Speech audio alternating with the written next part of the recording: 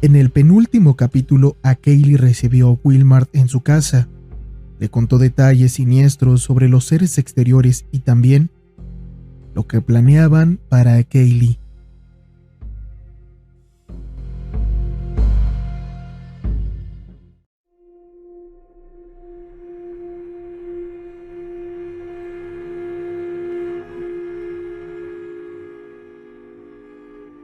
No me pregunten cuánto duró mi inesperado adormecimiento, ni cuánto de lo que aconteció después fue un mero sueño.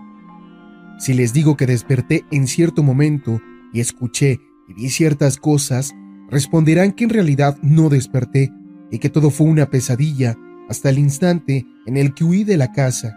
Caminé a tumbos hasta el cobertizo donde había visto el viejo Ford y conduje el destartalado vehículo en una carretera demente y sin sentido por las colinas endemoniadas, hasta que por fin, después de 2 horas de traqueteo, por las interminables curvas de los laberintos bordeados por el amenazante bosque, llegué a un pueblo que resultó ser Townshend. Seguramente también desacreditarán el resto de mi relato y afirmarán que las fotografías, las grabaciones, los sonidos de las máquinas con los cilindros y las evidencias derivadas no eran más que producto de la engañosa trampa que me tendió el desaparecido Henry a Kaylee. Incluso insinuarán que él conspiró junto con otros excéntricos para armar un timo absurdo y elaborado, que él hizo que el paquete con la roca fuera retirado en Kenny y que él le pidió a Noyes que hiciera aquella aterradora grabación de cera. No obstante, es extraño que Noyes no haya sido identificado aún y que no fuera conocido por nadie de los poblados cercanos a la casa de Kaylee, aunque debía visitar la región con frecuencia. Desearía haber memorizado el número de placa de su auto, aunque quizá es mejor que no lo haya hecho. A pesar de lo que digan, o de lo que yo intente decirme a mí mismo, sé que aquellas despreciables influencias siderales deben estar acechando por ahí, en las colinas despobladas, y que tienen espías y emisarios en el mundo humano. Lo único que le pido a la vida futura es mantenerme tan lejos como sea posible de dichas influencias y emisarios. Cuando mi frenético relato obligó al alguacil a enviar una cuadrilla a la granja, a Kaylee había desaparecido sin dejar huella.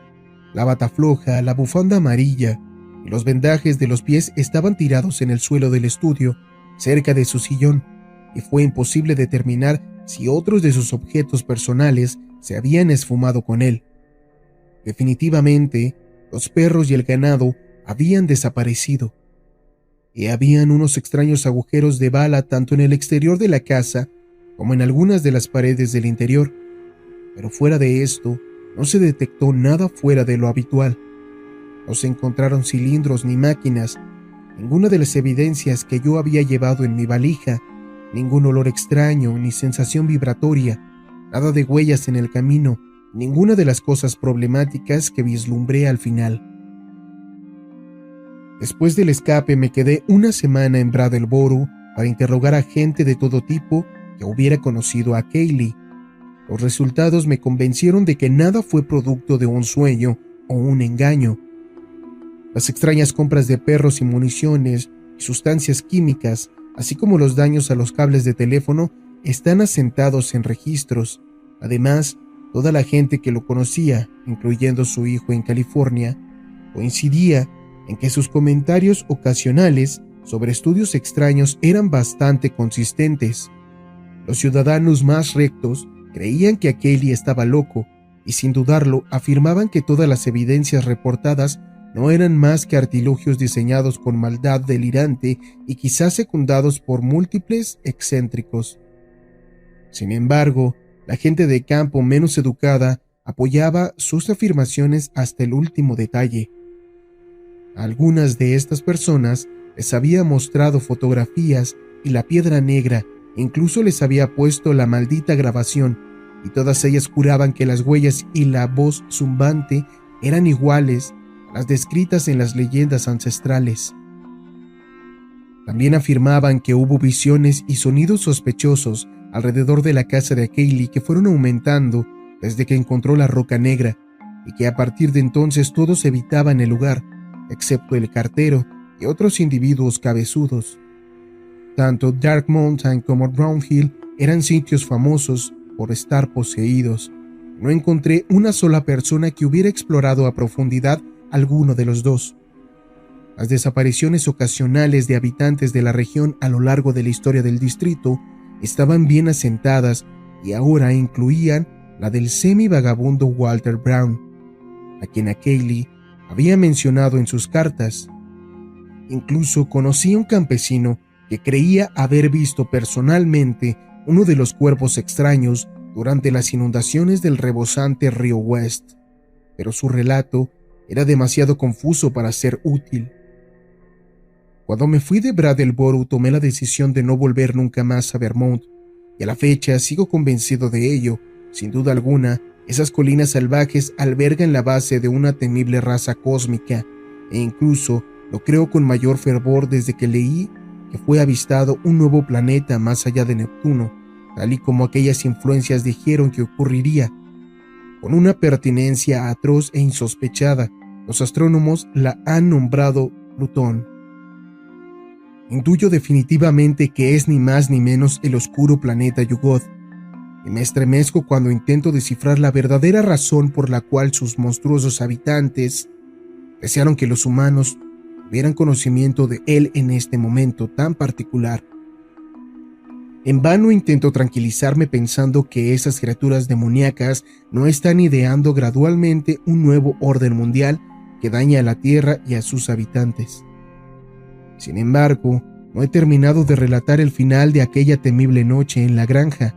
Como ya mencioné, finalmente entré en un sueño inquieto, el cual estuvo cargado de fragmentos pesadillescos que implicaban visiones de paisajes monstruosos. Sigo sin saber qué me despertó, pero en este momento estoy muy seguro de que definitivamente desperté. Mi primera impresión confusa fue la de los tablones del piso que crujían con sigilo en el vestíbulo afuera de mi recámara, y de un intento torpe por girar la perilla de la puerta. No obstante, esto solo duró un instante, así que mis impresiones más claras comenzaron con las voces que venían del estudio en la planta inferior. Parecía haber varios interlocutores y parecían estar envueltos en una controversia ardiente. Segundos después de empezar a escuchar, desperté por completo, pues la naturaleza de esas voces era tal que la idea de dormir se volvía ridícula. Hablaban en tonos muy variados, pero a nadie que hubiera escuchado aquella maldita grabación fonográfica le habría quedado duda de la naturaleza de al menos dos de ellas. Aunque era abominable pensarlo, supe que estaba bajo el mismo techo que alguno de esos seres anónimos del espacio abismal, pues dos de estas voces eran innegablemente los zumbidos grotescos que usaban los seres exteriores al comunicarse con los humanos. Los dos zumbidos eran distintos entre sí en cuanto a timbre, acento y tempo, pero ambos pertenecían a la misma maldita especie. Sin duda, una tercera voz provenía de la máquina productora de sonido. Estaba conectada a uno de los cerebros conservados en cilindros. Era clara su procedencia, al igual que la de los zumbidos, pues la audible voz metálica e inerte que escuché esa tarde, con su incapacidad de inflexión, su inexpresivo rasgueo y trepidación, y su precisión y deliberación impersonales, era completamente inolvidable. Durante un rato, no me detuve a cuestionar si el cerebro detrás del rasgueo era idéntico al que me había hablado antes, pero poco después reflexioné que cualquier cerebro emitiría sonidos vocales de la misma calidad si estuviera conectado al mismo productor de sonido mecánico. Las únicas diferencias radicarían en el vocabulario, el ritmo, la velocidad y la pronunciación. Para completar el coloquio sobrenatural, había dos voces humanas. Una producía el habla burda de un hombre rústico y desconocido, mientras que la otra era la sedosa voz bostoniana de mi otrora guía Knowles. Mientras intentaba discernir las palabras que el sólido suelo interpretaba de forma misteriosa, me percaté también de la gran cantidad de ajetreo y chirridos y trepidaciones provenientes de la habitación de abajo. por lo que no pude evitar tener la impresión de que estaba llena de seres vivientes, muchos más de los que eran identificables por su voz. La naturaleza exacta de dicho ajetreo era sumamente difícil de describir, pues hay pocos buenos referentes comparables. De cuando en cuando daba la impresión de que algunos objetos se trasladaban por la habitación como entidades conscientes. El sonido de sus pisadas parecía un martilleo intermitente sobre una superficie rígida, como si entraran en contacto con superficies disparejas de lija o caucho duro. Para hacer una comparación más concreta, aunque menos precisa, era como si gente con zapatos flojos de madera astillada arrastraran los pies o zapatearan sobre un piso de tablones pulidos. No me atreví a especular sobre la naturaleza y apariencia de los responsables de aquellos sonidos. No tardé en darme cuenta de que sería imposible distinguir un discurso coherente. De repente flotaban palabras aisladas, incluyendo el nombre de Kaylee y el mío, casi siempre pronunciadas por el productor de sonido mecánico, pero su verdadero significado se perdía por falta de contexto continuo. Aún ahora me rehúso a sacar conclusiones definitivas de ellas, e incluso el atroz efecto que tuvieron en mí fue más bien cuestión de sugestión que de revelación. Estaba seguro de que bajo mis pies se llevaba a cabo un cónclave terrible y macabro, pero no podía imaginar qué clase de discusiones escalofriantes estarían teniendo lugar. Me parecía curioso que persistiera en mí una incuestionable sensación de malignidad y blasfemia, a pesar de que Kaylee había reiterado que los seres exteriores eran benevolentes. Al escuchar con paciencia, empecé a distinguir con claridad algunas voces, aunque no lograba entender mucho de lo que decían. Parecía percibir una cierta emoción familiar en el tono de algunos de los hablantes.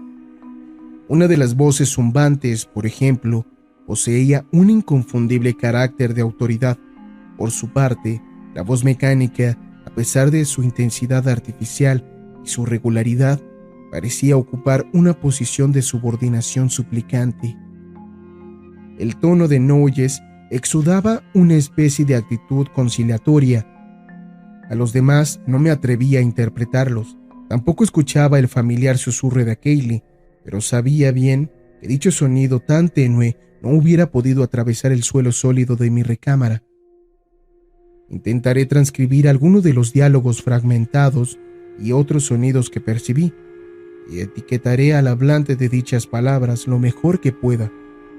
Las primeras frases reconocibles que capté fueron de la máquina de sonido.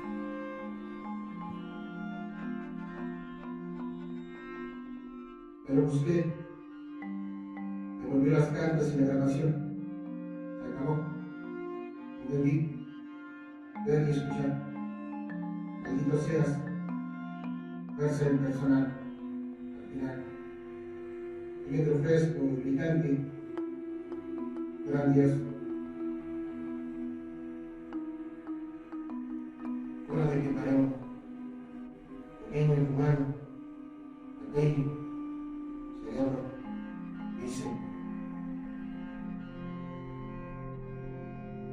Y habla toda, firma, grabaciones, cartas, postura ordinaria. Inofensivo, paz, un par de semanas. Teatral, lo he dicho antes. En razón, del original, efectos, no los puede observar. Bien, cerebro fresco, auto de Noyes. Bien, todo suyo. Aquí abajo, descansa, lugar.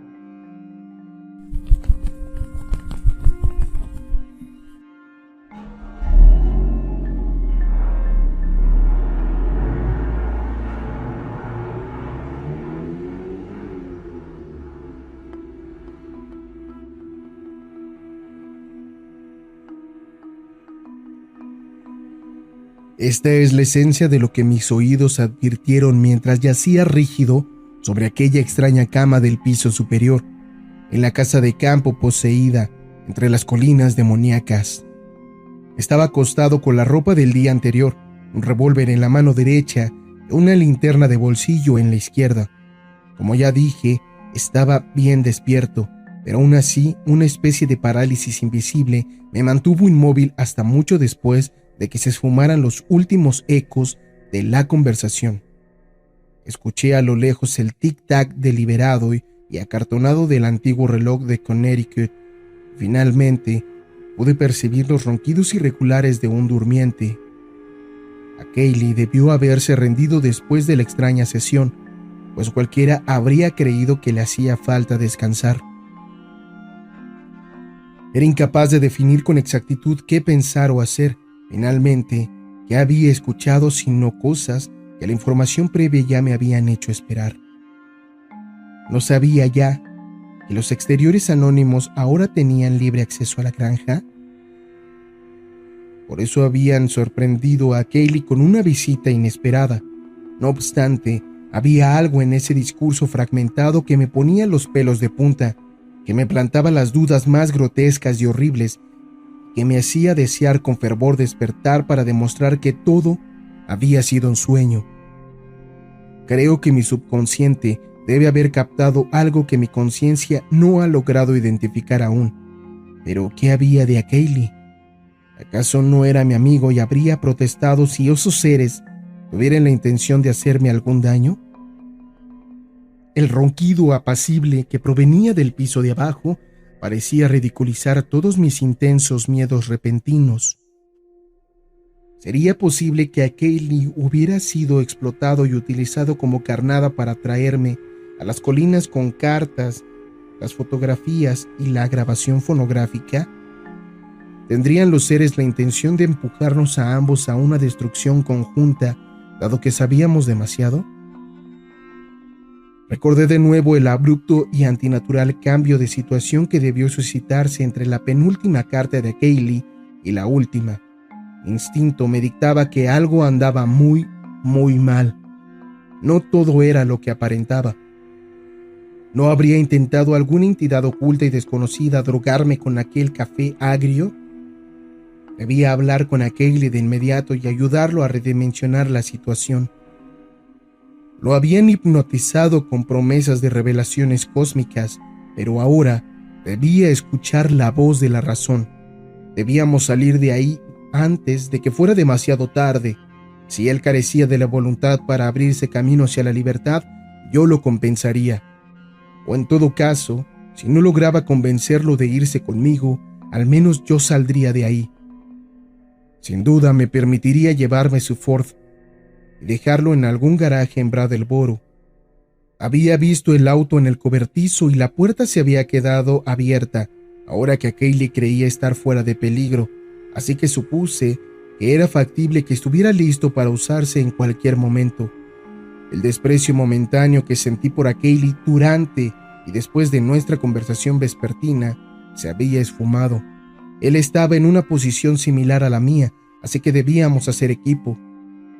Dada su condición delicada, lamentaba tener que despertarlo a esta hora, pero era indispensable.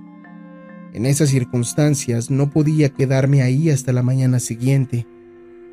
Finalmente me sentí capaz de actuar y estiré de forma vigorosa para recobrar el control de mis músculos. Me levanté con una precaución más impulsiva que deliberada. Encontré mi sombrero y me lo puse, tomé mi valija y comencé a bajar las escaleras con ayuda de mi linterna. Por los nervios me mantuve aferrado al revólver con la mano derecha, por lo que sostuve tanto la valija como la linterna con la izquierda. No sé muy bien por qué tuve esas precauciones, pues iba en camino a despertar al único otro ocupante de la casa. Mientras bajaba de puntillas por la escalera chirriante hacia el vestíbulo principal, escuché al durmiente con mayor claridad y noté que estaría descansando en la habitación a mi izquierda, que era el salón al que no había entrado. A la derecha quedaba la oscuridad cóncava del estudio del que habían salido las voces. Abrí la puerta sin cerradura que daba al salón y dibujé una línea con la linterna hacia la fuente de los ronquidos, hasta dirigir el rayo al rostro del durmiente, pero al instante siguiente desvié el rayo a toda prisa y empecé a retirarme a hurtadillas hacia el vestíbulo. Mi precaución era consecuencia lógica, pero también instintiva. El durmiente en el sofá no era a Kaylee, sino mi otrora guía, Noyes. No podía conjeturar cuál era la situación real, pero el sentido común dictaba que lo más seguro era averiguar lo menos posible antes de irritar a alguien. Al salir al vestíbulo, cerré la puerta en silencio y eché el pestillo con cuidado para reducir las probabilidades de despertar a Noyes.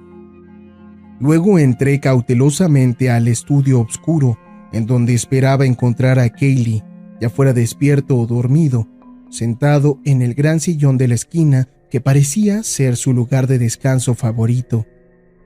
Al avanzar, la luz de la linterna iluminó de paso la gran mesa de centro y reveló uno de los 2 cilindros infernales conectado a máquinas de visión y audición, además de una máquina de sonido cerca y lista para ser conectada en cualquier momento. Supuse que debía ser el cerebro enclaustrado que había escuchado hablar durante la atroz reunión, y por un segundo tuve el perverso impulso de conectar la máquina de sonido para ver qué diría. Intuí que ya debía estar consciente de mi presencia, pues las máquinas de visión y audición no pasarían por alto los rayos de la linterna ni el ligero crujido del suelo bajo mis pies. Sin embargo, al final no me atreví a manipular la máquina. De reojo noté que era el cilindro fresco y brillante que traía escrito el nombre de Kaylee, el cual había visto esa tarde en el estante y que mi anfitrión me dijo que no tocara.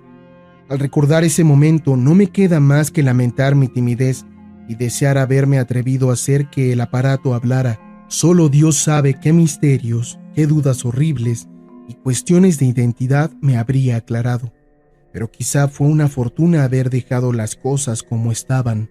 De la mesa, dirigí la luz de la linterna a la esquina en donde creía que estaba Kaylee, pero para mi sorpresa descubrí que el gran sillón no contenía ningún ocupante humano, ni dormido ni despierto. Del asiento colgaba voluminosamente la vieja bata familiar y cerca de ella, en el suelo, estaban tirados la bufanda amarilla y los enormes vendajes de los talones que parecían tan extraños cuando los vi por primera vez. Mientras titubeaba e intentaba conjeturar dónde podría estar Kaylee y por qué había dejado atrás su atuendo enfermo, noté que el olor peculiar y la sensación vibratoria habían desaparecido del cuarto. ¿Qué los había causado? Curiosamente, caí en cuenta de que solo los había percibido en presencia de Kaylee. Eran más intensos entre más me acercaba a él, y no se percibían en lo absoluto en el resto de la casa. Hice una pausa y dejé que la luz de la linterna paseara por el estudio sombrío, mientras mi cerebro se tensaba en busca de explicaciones al giro que habían tomado las cosas. Desearía por todos los cielos haberme ido de ahí discretamente, en lugar de haber dirigido de nuevo la luz de la linterna hacia el sillón vacío. Resultó que no me fui de ahí sigilosamente, sino que emití un chillido ahogado que debía haber molestado, aunque no despertado del todo, al centinela dormido en la habitación del otro lado del vestíbulo. Ese chillido y el ronquido continuo de Noyes fueron los últimos sonidos que escuché en esa macabra casa de campo, al pie de la ladera lúgubre y boscosa de las montañas endemoniadas, en el centro del horror transcósmico, entre las solitarias colinas verdes y los arroyos que murmuraban maldiciones de una tierra rústica y espectral. Fue una bendición no haber dejado caer la linterna, la valija ni el revólver en medio de mi desesperación, y de algún modo logré conservarlos en mi poder. De hecho, logré salir de esa habitación y de esa casa sin hacer mayor ruido. Logré llegar a salvo con todo y mis pertenencias al antiguo Ford, que estaba en el cobertizo. Arranqué el vetusto vehículo y conduje hacia algún punto de libertad recóndita en medio de la noche oscura de luna nueva. El posterior viaje en auto fue una especie de delirio sacado de la poesía de Poe o de Rimbaud o de los dibujos de Dore, pero finalmente llegué a Townshend. Eso fue todo. Si mi cordura sigue intacta, ha sido mera cuestión de suerte. A veces temo lo que los años puedan traer consigo, sobre todo desde el peculiar descubrimiento del nuevo planeta Plutón. Como ya he mencionado, dejé que la luz de mi linterna iluminara de nuevo el sillón vacío después de examinar el resto de la habitación. Entonces, noté por primera vez la presencia de ciertos objetos en el asiento que pasaban desapercibidos por los pliegues adyacentes de la bata vacía. Estos fueron los objetos, 3 en total, que no fueron hallados cuando los investigadores inspeccionaron la casa horas después. Como dije al principio, el horror no era propiamente de carácter visual. El problema era el tipo de inferencias que suscitaban. Ahora tengo momentos de vacilación parcial, en los cuales acepto a medias el escepticismo de quienes le atribuyen mi experiencia a un mal sueño, a los nervios o a un engaño. Los 3 objetos eran resultado de un talento siniestro. Estaban equipados con ingeniosas pinzas metálicas que parecían enchufarlos a materiales orgánicos de los que no deseo sacar conjeturas. Espero con toda mi alma que fueran objetos de cera producidos por un auténtico artista, a pesar de la suspicacia que despiertan mis temores más profundos. Dios Todopoderoso, el que susurra en la oscuridad, con su espantoso olor y sus vibraciones, hechicero, emisario, visionario, forastero, ese despreciable zumbido reprimido, y todo el tiempo estuvo en el cilindro fresco y brillante del estante. Pobre diablo, prodigiosas habilidades quirúrgicas, biológicas, químicas y mecánicas. Los objetos postrados en el sillón, perfectos en apariencia hasta el más mínimo detalle, eran el rostro y las manos de Henry Wentworth Ackley.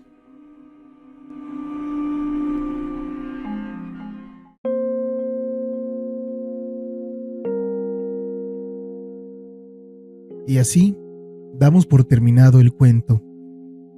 Quiero agradecer a todas esas personas que se han dado el tiempo de escuchar de principio a fin, a mis amigos que me han tenido la paciencia desde hace ya unos meses en yo querer llevar a cabo este proyecto, pero por miedo no haberlo hecho antes. Gracias a las personas nuevas que se suman a esta preciosa actividad y espero poder traerles cuentos a sus gustos e ir mejorando día con día. Gracias a todos por estar. Hasta luego.